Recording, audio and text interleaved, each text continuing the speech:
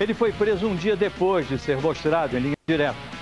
Raimundo Nonato é acusado de participação no assassinato do dono de uma lotérica no Maranhão. E também briga de trânsito. Um policial militar bêbado e na contramão discute com um jovem motorista. O resultado é um morto e 2 feridos. E ainda, o poder do tráfico. Numa série de reportagens sobre os traficantes do Rio de Janeiro, você vai ver a história de Dudu da Rocinha. Linha Direta está no ar.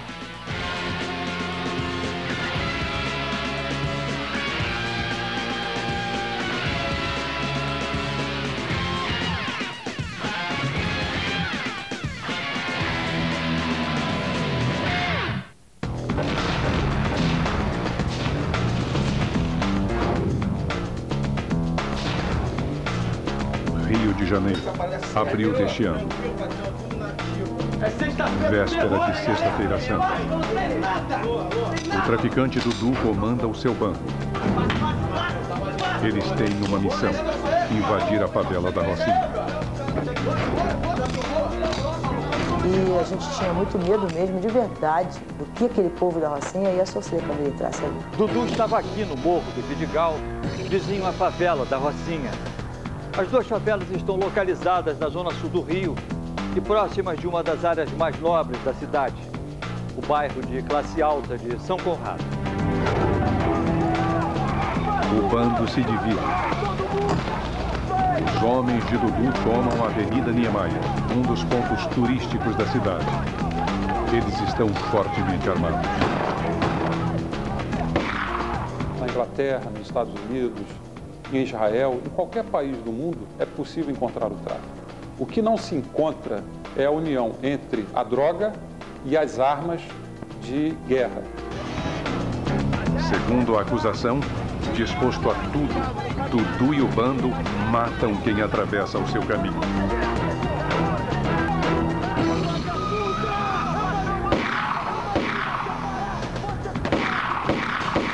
Ele é temido justamente por isso, né? Porque ele comanda através do terror. Madrugada de hoje, na favela da Rocinha. Tiros de metralhadora. A polícia não sabe de onde os bandidos fazem os disparos. No meio do tiroteio, uma criança. Eu quero passar pra lá. Eu quero passar pra lá.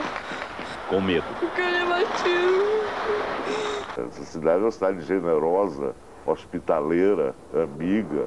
É uma cidade que não pode ser triste, que não foi feita para ser triste, não está num lugar triste, não tem uma atmosfera triste, não nasceu com baixo astral. No entanto, é uma cidade onde nós temos medo de socorrer os semelhantes.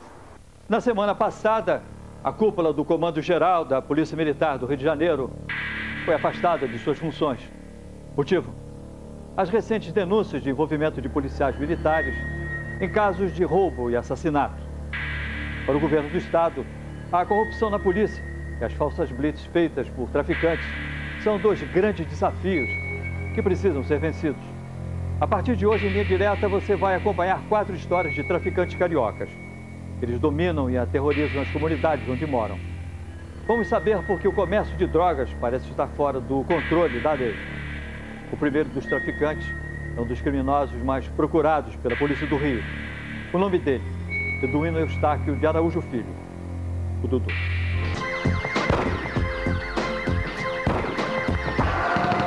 Hoje a população da Rocinha, ela dorme e acorda assim, com medo, entendeu? Na situação que hoje vivemos.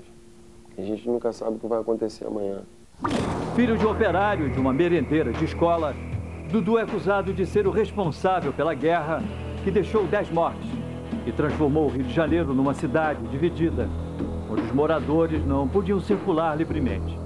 Até agora não se viu nada voltado a derrubar as estruturas de sustentação da criminalidade organizada. Um negócio que dá um lucro anual de 400 bilhões de dólares.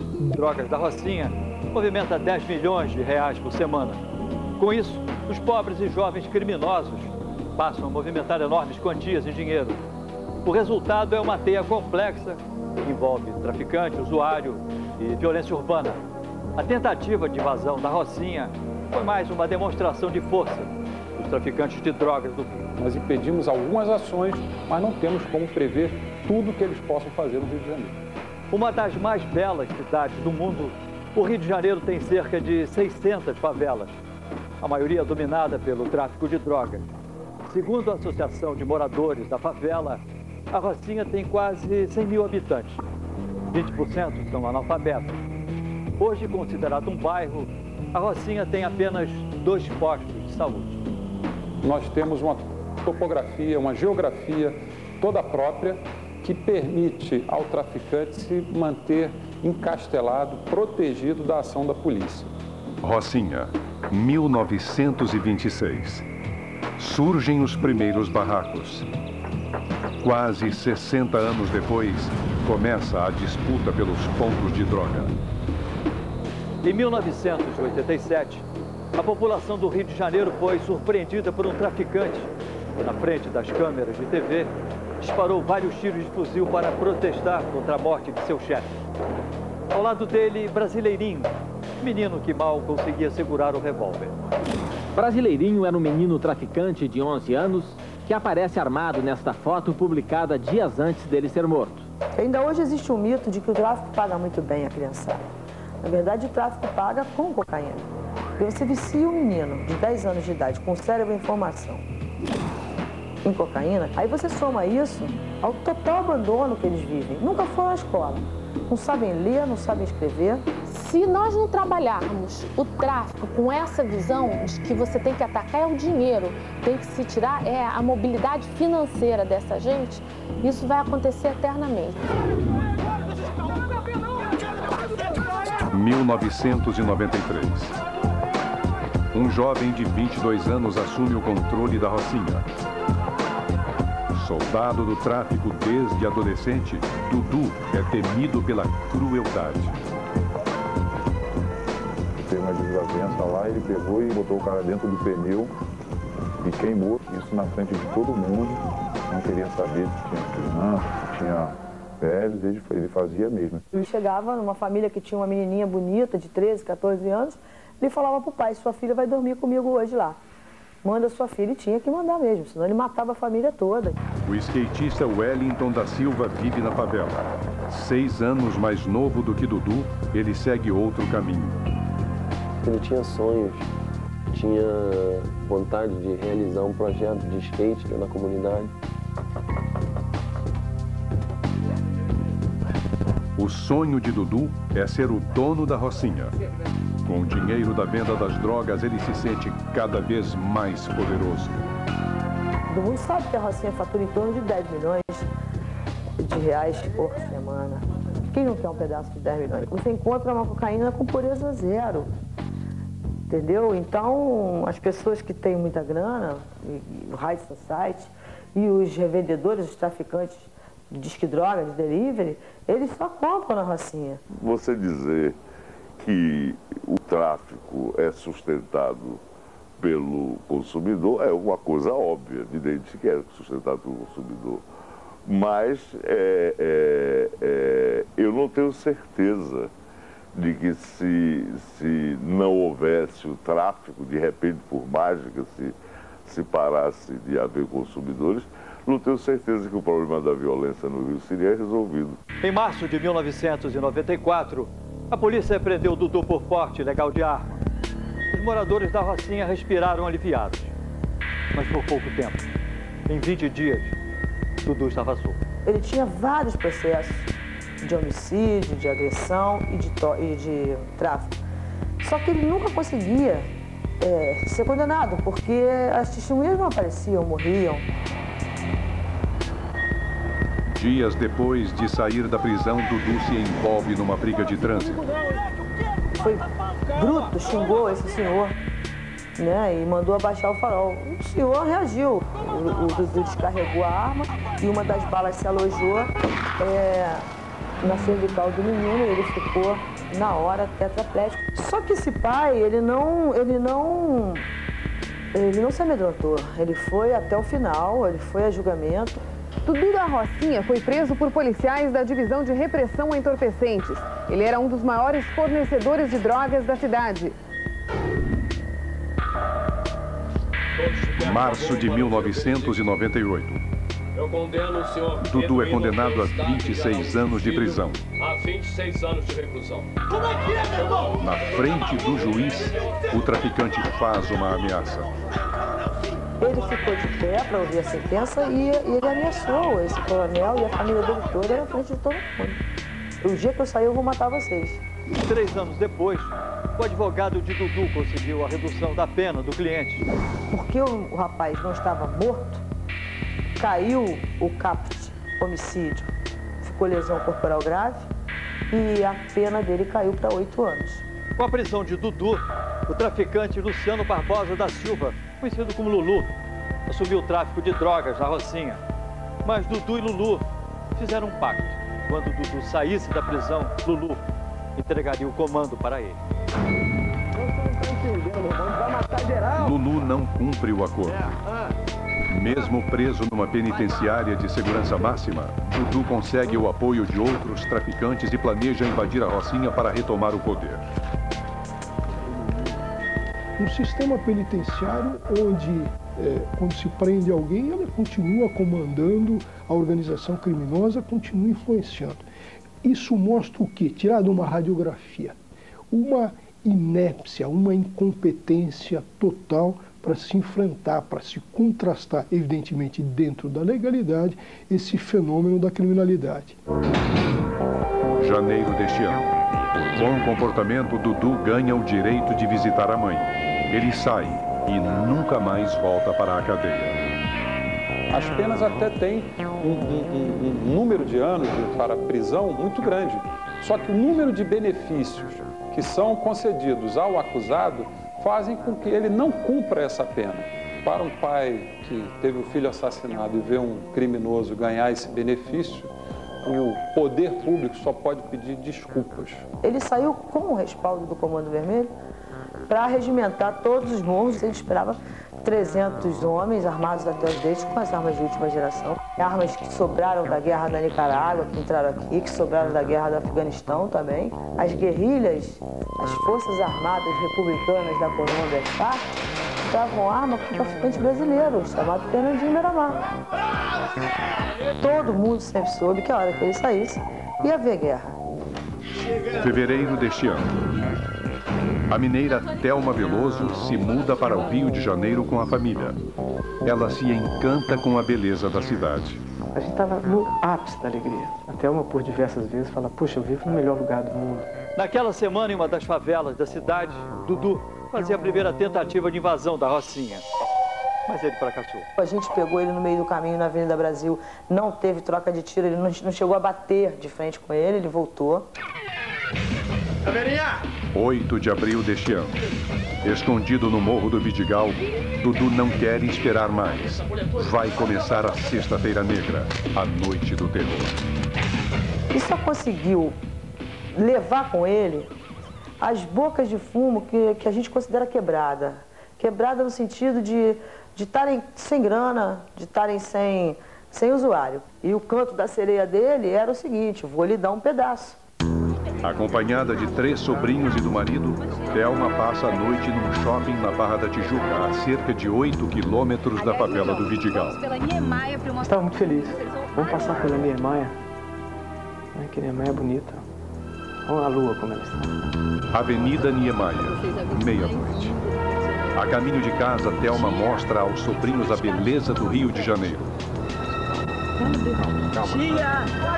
Calma! De repente, o bando de Dudu surge. Assustada, Thelma acelera para a morte.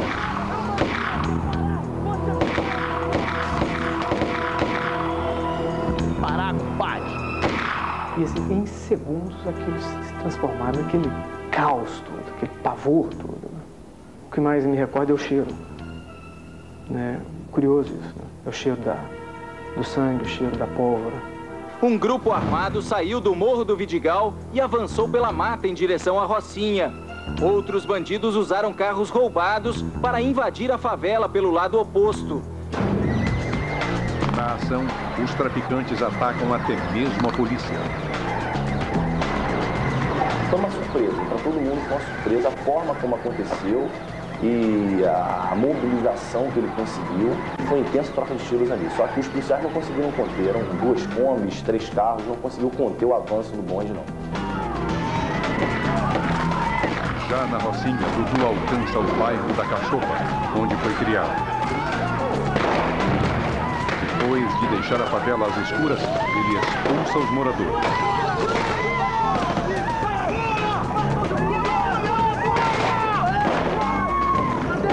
Durante toda a madrugada, a Rocinha foi alvo da rivalidade entre Dudu e Lulu. Várias pessoas foram feridas. A polícia não conseguiu evitar a morte de inocentes. Ao voltar para casa, 2 jovens, Fabiana e o marido, cruzam com Dudu e seu bando. Ela é cruelmente assassinada.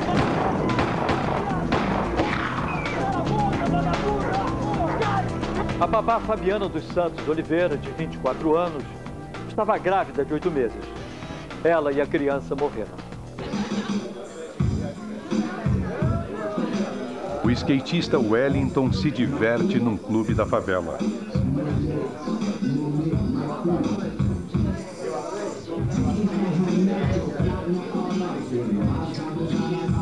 E era uma pessoa super amiga, uma pessoa super dedicada, assim, todo momento estava em volta dos familiares, dos amigos.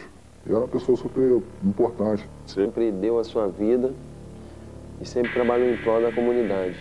Casado, pai de 2 filhos e famoso como skatista, Wellington da Silva era conhecido como Maluquinho.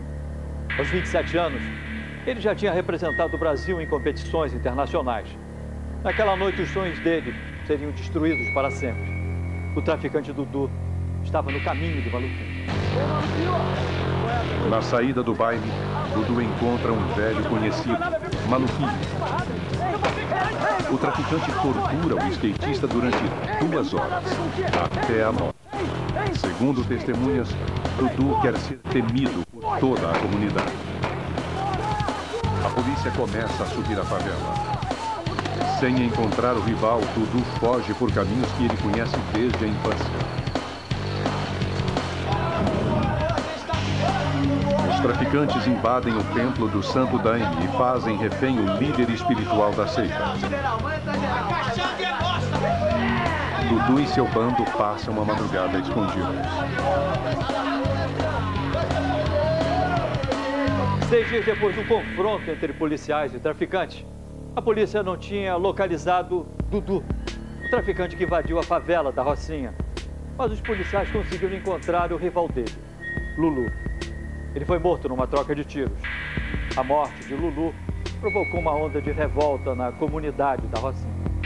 A polícia informou que durante o enterro do traficante, filmou e vai tentar identificar as pessoas que participaram do tumulto, gritaram palavras de ordem e fizeram gestos que lembram grupos criminosos. Quem for identificado vai ser processado por apologia ao tráfico de drogas.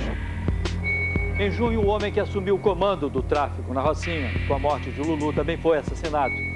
Hoje, a favela está dividida entre 2 facções criminosas. Dudu continua foragido. Várias denúncias foram feitas, mas a polícia ainda não conseguiu prender o traficante. Ele tinha grandes amigos e até hoje deve ter amigos na polícia. Até por esse motivo que eu acho que ele não está preso hoje. Ele sempre foi informante.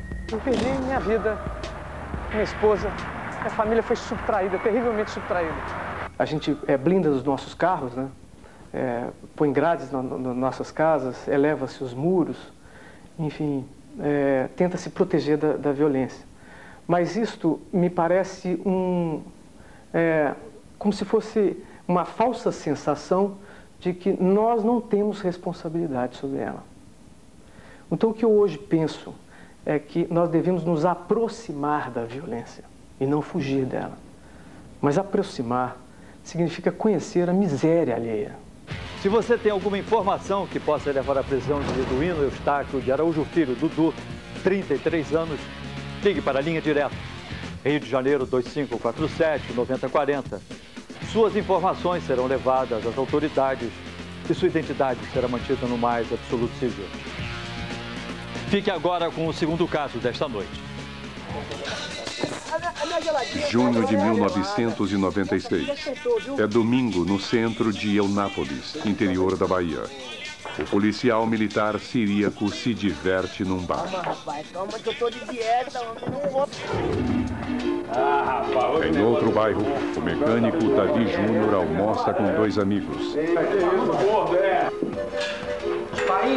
Ele telefona para o pai e avisa que vai demorar. No meio da tarde, o policial militar siríaco está bêbado.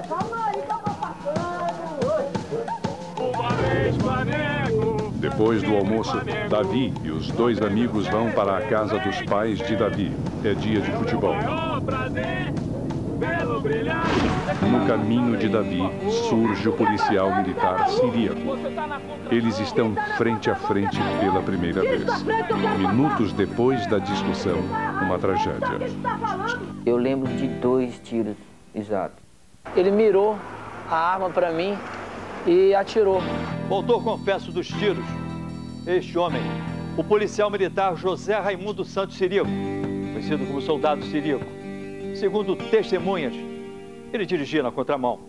A vítima, Davi Júnior, que estava na mão certa, se negou a dar passagem. O resultado foi uma discussão banal de trânsito que provocou uma morte, 2 feridos e uma constatação. O policial militar bêbado e armado pode se transformar num assassino e matar por nada. Nos últimos anos, as brigas de trânsito têm provocado desfechos cada vez mais trágicos nas ruas das cidades brasileiras. Pessoas predispostas que não apresentam um controle adequado dos impulsos, essas pessoas, diante de determinados estressores psicossociais, elas têm respostas completamente anormais a pequenos problemas. No próximo bloco. Enquanto Davi ajuda a família, o policial siríaco causa problemas por onde passa. E veja também, ele foi preso 24 horas depois de aparecer em linha direta. E estes são os foragidos mostrados no programa desta semana. José Raimundo Santos Siríaco e Eduino Eustáquio de Araújo Filho, o Dudu.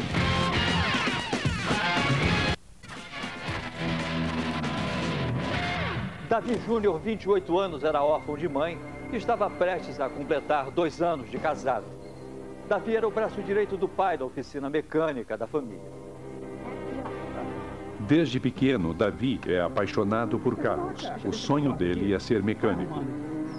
Ele queria ser um profissional como o pai, optou ir para a oficina, tornou-se um E trabalhou em vários quartéis da Bahia. Anos 80. O policial siríaco causa problemas em todos os batalhões por onde passa. Um dos motivos é por faltar ao trabalho. O outro, a bebida. Ele é punido com prisão disciplinar. Teixeira de Freitas, município baiano. O policial siríaco atua como guarda de trânsito. Ele mantém a ordem, multa e adverte os motoristas infratores. No fim dos anos 80, o soldado siríaco foi transferido para Eunápolis. A cidade fica no sul da Bahia, a 600 quilômetros de Salvador. Cheguei lá procurar saber quem é Siríaco. Todo policial velho vai dizer quem ele é. Irresponsável, bêbado, bagunceiro, assassino. Fevereiro de 1989. Davi Júnior ajuda o pai na oficina. Ele chegou a ter um apelido de risadinha, porque ele só via sorrir, ninguém encontrava gente de mau humor. Na mesma época, o soldado siríaco se diverte fardado num bordel. Surpreendido por policiais, ele está bêbado e não reage à prisão. Logo em seguida, ele novamente teve um incidente em Guaratinga, onde ele discutiram com a mulher e queria bater na mulher. Guaratinga. Na festa da cidade, o policial siríaco começa uma briga. Bêbado, ele só não espanca a mulher porque uma advogada o impede. Siríaco passa o resto da noite à procura da advogada. Apavorada com a perseguição do soldado, a advogada pediu a proteção de amigos, entre eles o advogado Deudi Ferreira, na época prefeito da cidade. Eu até procurei a advogada e levamos ela para um local seguro. Mesmo com um comportamento violento, o soldado siríaco não tinha nenhum registro policial contra ele. Apesar de morarem numa cidade pequena, Davi Júnior e o policial siríaco nunca tinham se encontrado. Mas naquele domingo de junho de 1996, eles iriam estar frente a frente com a banal e trágica briga de trânsito. Dia do crime. O soldado siríaco está de folga. Ele e o amigo Eurico chegam ao bar. Eu só sei que eles estavam na rua bebendo desde manhã, né? 11 horas. Davi se despede da mulher e sai para encontrar os amigos. É a última vez que ela vê o marido com vida. Davi faz uma visita ao pai e diz que volta para o almoço. No caminho, Davi mudou de ideia. Resolveu almoçar na rua com os amigos Nelson e Erlon, funcionários da oficina do pai. Depois do almoço, ele convidou os amigos para ver o jogo do Flamengo. Enquanto isso, o policial siríaco continuava a beber. 3 horas da tarde. Depois de horas ouvindo música, a bateria do carro descarrega. Siríaco e Eurico tentam fazer a bateria voltar a funcionar. Antes de ir para a casa do pai, Davi vai ao encontro do irmão Davidson. Ele está ansioso para ver o jogo. Para voltar até o bar, o policial siríaco não faz o retorno. Ele prefere ir pela contramão.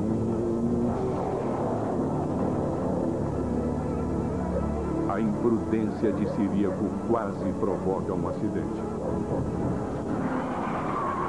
Aí Júnior parou o carro, pediu que o rapaz desse um lugar pra gente passar e o cara não quis dar. Irritado, o policial se recusa a tirar o carro do caminho. E o cara se inchou, inflamou, né? Ficou nervoso e falou que se a gente quisesse passar, tinha que passar por cima. O soldado siríaco ameaça Davi. Ao ver a confusão, um homem pede ajuda a um policial que estava por perto.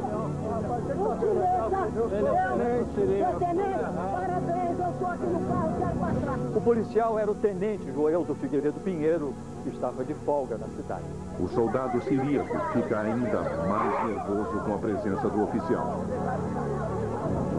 Ao ver que os policiais se aproximam, o tenente Pinheiro dá ordem de prisão a siríaco, mas ele reage. Testemunhas garantem que no momento da confusão, o policial militar siríaco não estava armado. Não, eu não vi. Não vi. Não vi ele armado. No meio da discussão, o comandante do batalhão de Eunápolis, cabo José Carlos, se aproxima. Ele convence o tenente Pinheiro a não prender siríaco. O soldado siríaco aceita ir embora com o comandante. Pouco depois da confusão terminar, o irmão de Davi chega. Meu irmão veio de encontro a mim, me apresentou um tenente chamado Pinheiro e explicou a situação do trânsito, o que houve. Segundo o cabo José Carlos, siríaco não se conforma. Ele quer se vingar do tenente Pinheiro. Na época, em depoimento à polícia, o cabo Carlos disse que deixou o siríaco num ponto de ônibus e voltou para o bar, onde tinha começado a briga. 10 minutos depois, o policial siríaco volta ao local da briga. Desta vez, ele está armado. E pela rapidez que ele voltou, ele não foi em casa. Ele veio propositalmente para encontrar com o tenente, porque o tenente deu voz de prisão a ele. No meio do caminho, ele conseguiu essa arma. Então, a única pessoa que poderia ter cedido essa arma para ele foi o cabo. 3h30. Irritado porque o tenente Pinheiro não está mais no local, o policial siríaco se volta contra Davi Júnior. Segundo a acusação, o policial militar siríaco está transtornado pelo ódio e com desejo de vingança. Ele não quer conversa. Siríaco quer matar. Davi não consegue impedir o policial de atirar mais uma vez no amigo Nelson. Aí foi quando ele atirou de novo, pegou no peito. Aí eu caí e não me lembro mais de nada. Quando eu olhei, o tenente já estava no local, de trás de um veículo, agachado, com a mão num revólver na cintura. Mas o tenente não, infelizmente não sei o porquê, ele não reagiu. Transtornado, o soldado siríaco descarrega todo o ódio.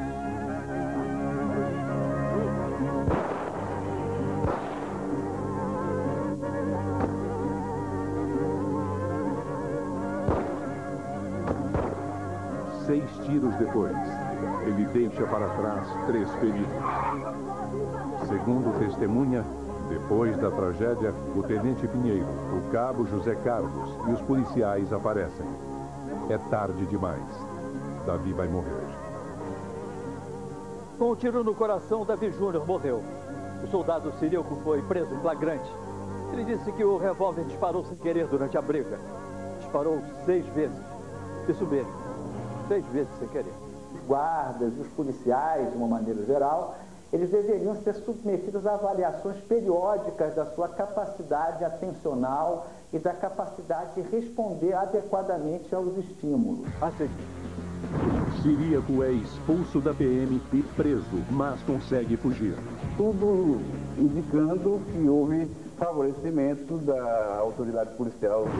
E ainda, preso, ele nega ter participado de um assassinato no Maranhão. Eu não tive participação em nada, não.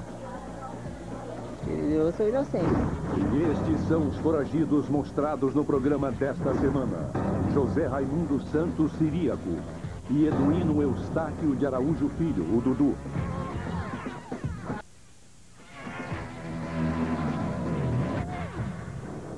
Procurado pelo Linha Direta, o cabo José Carlos não quis gravar entrevista. O Ministério Público não responsabilizou como coautor do crime ou por facilitação de fuga. O tenente Pinheiro também não quis falar. Eurico de Jesus, o amigo e dono do carro, que estava ao lado de Siríaco, nunca foi ouvido pela polícia. 4 meses depois do crime, o soldado Siríaco foi expulso da PM. Em abril de 1997, antes do julgamento, ele fugiu da cadeia com mais 5 presos. Todos foram mortos pela polícia, menos Siríaco. Ele se evadiu de forma misteriosa, tudo indicando que houve favorecimento da autoridade policial da ocasião. Eu sou menos onde ele estava, uma região próxima daqui. Nós fomos mandando um policiamento e tal. Chegou lá, ele já tinha sido avisado, até pelos próprios colegas. E um dia depois, ele ligou para a nossa residência e justamente foi o que atendi. Ele me ameaçou de morte, falou que se nós não deixarmos ele em paz, ele ia matar eu e meu pai.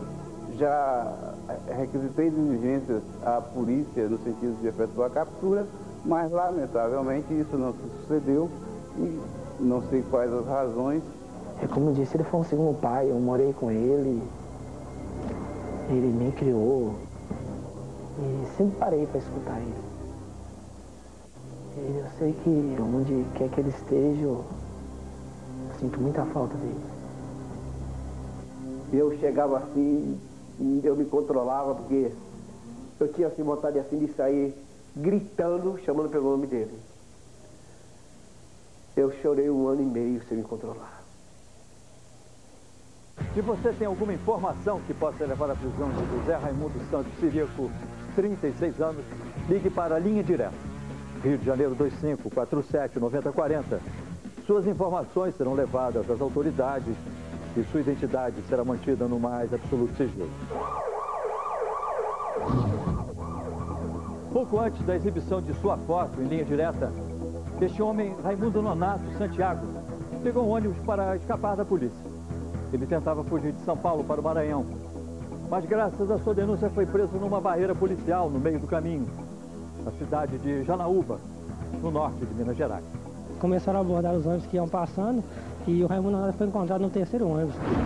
Raimundo Nonato, conhecido como Pombinha, é acusado de ter participado há 2 anos da morte do dono de uma lotérica em Codó, no Maranhão. O dono da lotérica se chamava José de Ribamar de Souza. 9 meses antes de morrer, ele discutiu com um policial militar e o irmão dele. Houve um tiroteio, o policial Marcos Antônio Trindade morreu e o dono da lotérica foi acusado do crime. Segundo o Ministério Público, para vingar a morte de Marcos Antônio, o irmão dele e outros policiais decidiram executar José de Ribamar. Raimundo Nonato é acusado de ajudar o grupo, mas nega a participação no crime. Eu não tive participação em nada, não. Eu sou inocente. Raimundo Nonato agora vai ficar preso à espera de julgamento. Na semana passada, você viu em Linha Direta Justiça como foi o naufrágio do barco Batomuxi 4, do Réveillon de 1988, no Rio de Janeiro. Os responsáveis pela tragédia ainda estão soltos. E até hoje, nenhuma indenização foi paga.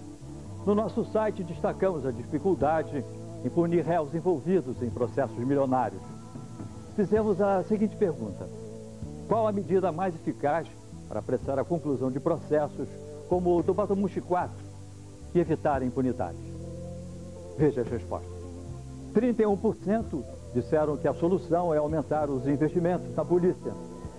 41% acham que se deve limitar o número de recursos impetrados pelos réus. E 28% acham que se deve contratar mais promotores e juízes. Linha Direta volta na próxima quinta-feira, logo depois de A Grande Família. Boa noite e até lá.